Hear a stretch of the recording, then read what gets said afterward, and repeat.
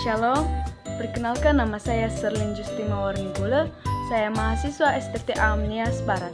Saya semester 4, saya prodi teologi. Baik, pada kesempatan ini saya akan menjelaskan atau memaparkan tentang materi dari mata kuliah teologi sistematika 3, yaitu Kristologi dan Soteriologi, yang diampu oleh dosen Ibu Erlina Waruhu. Baik, pertama dulu saya akan memaparkan atau menjelaskan tentang pengertian Kristologi. Kristologi adalah cabang ilmu teologi yang membicarakan tentang posisi Yesus sebagai Kristus di dalam Kristen. Makna kedatangan Kristus atau Yesus ke dalam dunia diyakini dengan sebagai pemeliharaan atau penyelamat terkait dengan pemeliharaan atau persoalan hidup setiap manusia, terlebih-lebih manusia yang berkaitan dengan dosa. Artinya, Kristus sudah dinubuatkan lebih dulu untuk sebagai penyelamat dan penebus dosa setiap manusia. Sekarang kita melanjutkan tentang Kristologi dalam ilmu teologi. Dalam pembagian cara lama dan ilmiah, Kristologi dimasukkan dalam rumpun teologi sistematika dogmatika. Kristologi bagi umat Kristen merupakan penyataan atau wahyu atau nubuatan Allah kepada manusia melalui kedatangan Kristus. Kristologi berasal dari bahasa Yunani, yaitu Christos yang artinya Kristus dan Logos yang artinya logi. Logi yang artinya adalah kata-kata atau ilmu. Singkatnya, ilmu tentang Kristus. Pembicaraan tentang Kristus ini terkait dengan umat Kristen memahaminya dalam kehidupan sehari-hari. Yesus dalam masa lampau hingga masa kini selama perjalanan, itulah maka Yesus terus digeluti karena masih relevan dengan masalah-masalah setiap zaman. Pada kesempatan ini saya akan menjelaskan bagaimana Kristus sebagai Mesias. Melalui pendekatan hermeneutika Alkitab, ditemui sebutan bahwa Yesus adalah Mesias. Hal ini diperoleh dari Alkitab. Yang pertama adalah Mesias dalam PB, Mesias dalam PL. Kata Kristus memiliki arti yang sama dengan Mesias, yang artinya yang diurapi. Di dalam ajaran Kristen, kelahiran Yesus sudah dibuatkan atau sudah dinyatakan sejak pada zaman nabi-nabi, yaitu pada zaman Nathan, Nabi Yesaya, Nabi Yeremia, Nabi Yehezkiel, Nabi Hagai, dan Nabi Zakharia. Mesias di dalam PL dinanti oleh orang Israel untuk memulihkan bangsa Israel dalam berbagai masalah, terutama politik. Jadi, hadirnya Mesias adalah sebagai solusi dalam masa krisis, masa Israel ditawanan oleh bangsa-bangsa lain, atau pada masa-masa bangsa Israel ditawan oleh bangsa-bangsa lain. Contohnya adalah pada mereka ditawan oleh bangsa Mesir. Yang kedua adalah Mesias dalam PB. Dari berbagai banyaknya istilah tentang Kristus pada orang-orang pada masa awal Masehi sudah beragam. Informasi lain, Yesus disebut sebagai Mesias dari Israel. Mesias adalah Kristus disebutkan Paulus sebanyak 270 kali, dan variasi nama Yesus Kristus atau Kristus Yesus sebanyak 109 kali. Saya ulangi, sebanyak 109 kali. Dasar Alkitab yang mengatakan Mesias itu adalah Kristus kita bisa lihat dari Markus pasal 8 ayat 29 dan Yohanes pasal 11 ayat 27. Di Markus dinyatakan atau dijelaskan bagaimana Yesus bertanya kepada muridnya Petrus yang mengatakan, "Siapakah aku ini?" Maka Petrus mengatakan bahwa engkau adalah Mesias. Begitu juga di dalam Yohanes pasal 11 ayat 27 ketika Marta menyatakan bahwa Kristus adalah Mesias. Yang berikutnya adalah kristologi dari zaman ke zaman, yaitu ada beberapa jawaban-jawaban tentang siapakah Yesus. Yang pertama adalah Paulus. Yesus adalah Kristus yang disalibkan dan dibangkitkan. Kita bisa lihat di Korintus pasal 15 ayat 3-4. Kemudian yang kedua adalah Markus. Yesus adalah Mesias. Kita bisa lihat dari Markus pasal 8 ayat 29. Kemudian Matius mengatakan Yesus adalah Musa baru, pengajar hukum baru. Kita bisa melihat pada Matius pasal 22 ayat 37. Kemudian Lukas yang mengatakan Yesus adalah yang penuh dengan Roh Kudus, adalah juru selamat semua orang. Kita bisa melihat pada Lukas pasal 2 ayatnya yang ke-11. Kemudian yang terakhir di Yohanes yang mengatakan Yesus adalah sabda Allah yang menjelma sebagai manusia. Kita bisa melihatnya di Yohanes pasal 1 ayatnya yang ke-1. Yesus pada zamannya dikenal sebagai orang Nazaret yang bertindak revolusioner, sebagai orang Yahudi yang melampaui hukum Taurat. Di ajaran-ajarannya itulah orang-orang atau orang Kristen umatnya Allah dari zaman Perjanjian Baru hingga saat ini mempercayainya sebagai Tuhan kita. Saya percaya bahwa sekarang ini kita mempercayai bahwa Kristus adalah Tuhan kita. Pada abad atau kristologi abad ke-2 sampai ke-11, kristologi belum terlalu diperdebatkan, tetapi sudah terdapat pertanyaan-pertanyaan ontologis atau hakikat tentang ketuhanan Yesus. Ada beberapa ajaran atau pendapat tentang Yesus adalah sebagai berikut. Yang pertama adalah kristologi logos. Yang kedua adalah Arianisme. Yang ketiga adalah Nestorianisme.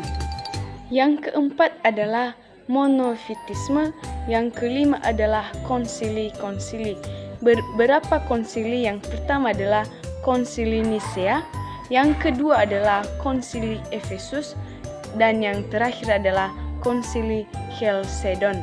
Pendamaian Kristus berarti Kristus sebagai pendamai antara manusia dengan Allah. Pendamaian ini diperlukan karena hubungan manusia dan Allah sudah rusak akibat dosa yang dilakukan oleh manusia pertama, yakni Adam dan Hawa. Makna Kristus sebagai pendamai dilalui dengan peristiwa penyaliban di Bukit Golgota. Dari peristiwa inilah kristologi terkait dengan pendamaian yang dilakukan Kristus di atas kayu salib, disalibkan hingga mati dan bangkit pada hari yang ketiga. Yang ketiga adalah Kristus sebagai Sang Pembebas. Kristus Sang Pembebas adalah makna yang selalu hadir terkait dengan penderitaan yang ingin dientaskan oleh Kristus. Mulai dari istilah Mesias dalam Perjanjian Lama dan Kristus dalam Perjanjian Baru, selalu dikaitkan sebagai pembebas. Kematian Yesus di atas kayu salib adalah wujud tindakan Allah untuk menebus dosa manusia terkait akibat dosa, yaitu maut atau sering disebut kematian yang kekal. Kemudian kita membahas tentang soteriologi atau ajaran tentang keselamatan. Yang pertama kita harus mengetahui terlebih dahulu tentang pengertian soteriologi. Soteriologi sering diartikan sebagai ajaran tentang keselamatan karena soteriologi berasal dari dua kata yang berasal dari bahasa Yunani. Yang pertama adalah soteria dan yang kedua adalah logos. Logos artinya firman atau perkataan atau ilmu, dan soteria adalah sama atau sejajar artinya dengan yasa atau yesa dalam bahasa Ibrani yang artinya adalah pembebasan. Kebebasan yang sama artinya adalah keselamatan dari dosa. Beberapa landasan atau dasar Alkitab yang mengatakan tentang soteriologi atau terkait dengan soteriologi. Yang pertama adalah Lukas pasal 1 ayatnya yang ke-64, kemudian Yohanes pasal 4 ayat yang ke-22 dan Kisah Para Rasul pasal 4 ayatnya yang ke-12. Dan masih banyak lagi beberapa dasar Alkitab atau landasan yang kita bisa lihat di dalam Alkitab tentang soteriologi. Dengan demikian jelas bahwa istilah soteriologi merupakan istilah Alkitab yang mengarahkan kita ke dalam pembahasan tentang keselamatan melalui Yesus Kristus, atau dengan kata lain, soteriologi adalah ilmu yang mempelajari tentang prinsip-prinsip keselamatan di dalam Yesus Kristus. Ada dua alasan mengapa kita perlu mempelajari soteriologi atau tentang keselamatan. Yang pertama adalah karena adanya perbedaan agama, dan yang kedua adalah karena adanya ajaran sesat. Latar belakang dan alasan mengapa adanya soteriologi atau keselamatan bagi umat manusia. Yang pertama adalah karena Allah adalah Sang Pencipta. Yang kedua, manusia perlu mengetahui siapakah dirinya. Yang ketiga, tujuan manusia diciptakan. Yang keempat, ketika manusia jatuh ke dalam dosa. Yang kelima adalah pengertian dosa. Beberapa jenis dosa. Yang pertama di dalam PB adalah hata, afon, pesa, dan di dalam PB adalah adika dan hamartia.